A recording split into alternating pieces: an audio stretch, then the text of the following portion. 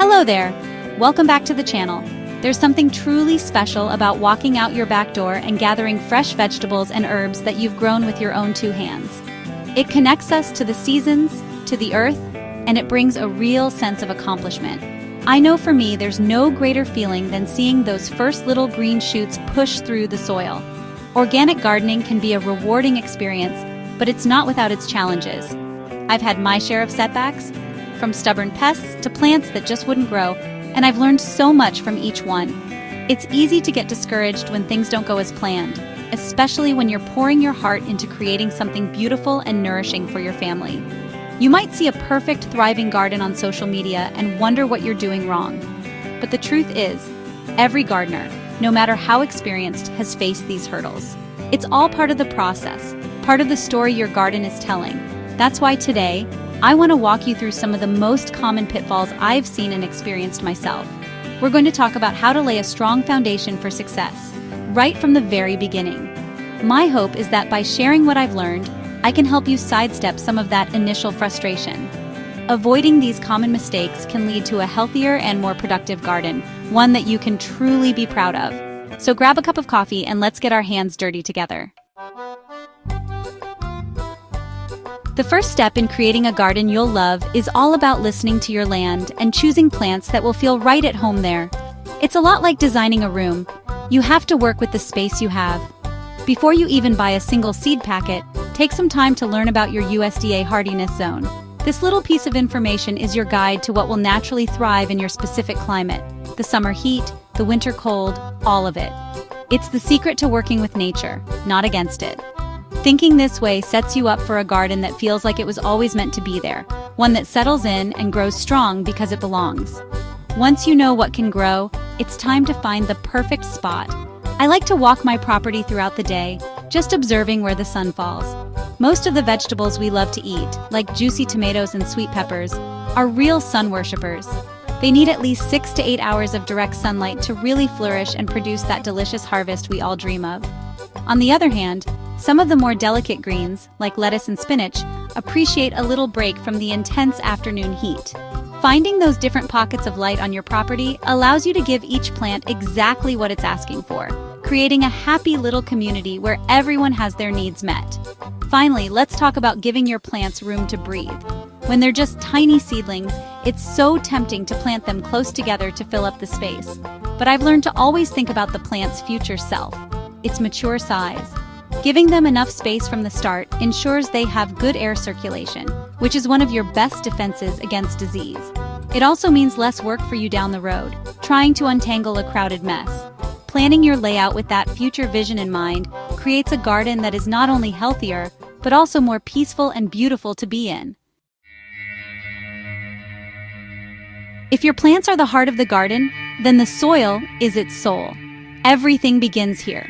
Before you plant anything, it's so important to get to know your soil on a deeper level. You can get a simple soil test kit to understand its pH and what nutrients it might be lacking. Think of it as a conversation with your land. Is it too acidic? Does it need a boost of nitrogen? This knowledge is power. Once you know what you're working with, you can begin to nurture it. Amending your soil with rich organic matter like homemade compost or well-aged manure is the single best thing you can do. It doesn't just feed your plants, it improves the very structure of the earth, making it a welcoming home for roots to grow deep and strong. When you're starting out, especially with containers or raised beds, it can be tempting to just grab a bag of conventional potting soil from the store. But so many of those are filled with synthetic fertilizers that don't build long-term health. I always encourage you to seek out natural organic mixes instead. Or even better, make your own. It's about building a living, breathing ecosystem. Another practice I hold dear is crop rotation. It might sound complicated, but it's as simple as not planting the same thing in the same spot year after year. This simple act prevents specific pests from getting too comfortable and stops your soil from being stripped of the same nutrients over and over. And the final touch, the one that tucks your garden in and keeps it safe, is mulch. A good layer of organic mulch like straw, shredded leaves, or wood chips is a game changer. It's like a blanket for your soil, keeping it cool and moist on hot summer days, which means less watering for you. It also does a wonderful job of suppressing those pesky weeds that try to compete with your precious vegetables. It's a simple step that saves so much work and creates that beautiful finished look we all love in a garden, making it feel cared for and complete. Finding the right rhythm for watering is one of the most intuitive parts of gardening, but it can be tricky at first. The goal is to water deeply and less frequently. Instead of a light sprinkle every day, you want to give your garden a good, long drink that encourages the roots to grow down deep into the soil in search of moisture. This creates stronger, more resilient plants that can better withstand dry spells. A good rule of thumb is to stick your finger into the soil.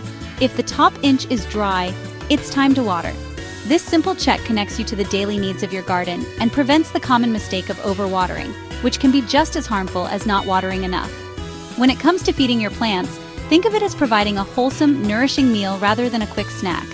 Organic gardening is all about slow-release, gentle nutrition. Always choose organic options like compost tea, fish emulsion, or a granular all-purpose fertilizer. And be sure to follow the instructions on the label carefully.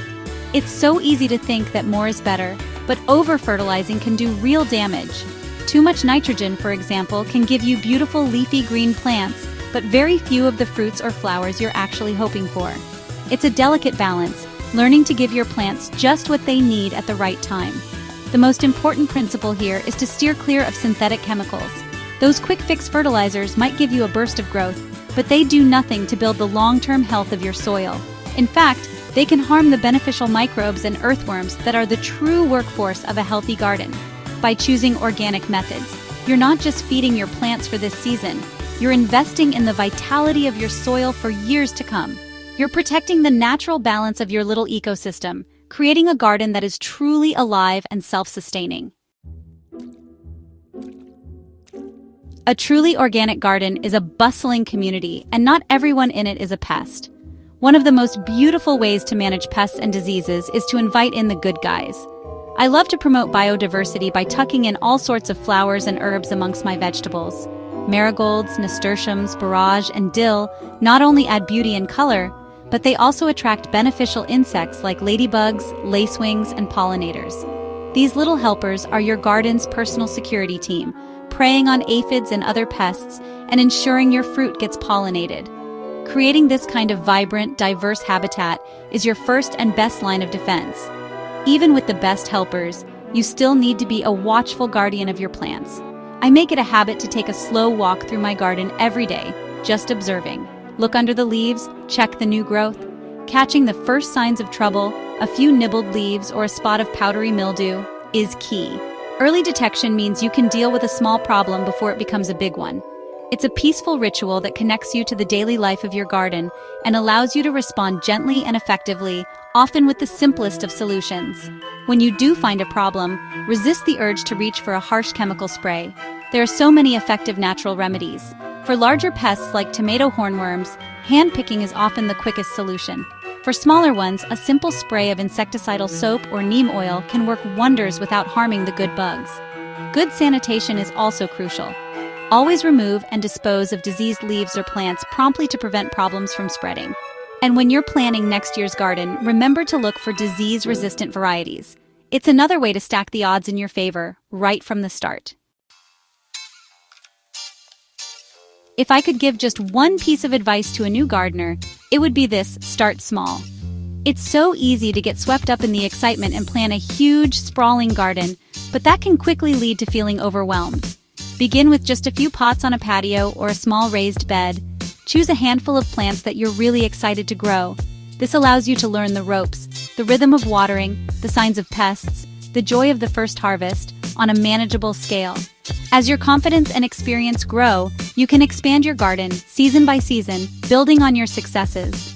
Gardening is a relationship, and like any good relationship, it requires observation and adaptation. What worked perfectly last year might not work this year. A plant that thrived in one spot might struggle in another. Pay attention to what your garden is telling you. Are the leaves yellowing? Is the growth stunted? These are all clues. Be willing to adjust your practices, to move a plant, to try a different watering schedule. This constant dance of observing and responding is where the real learning happens.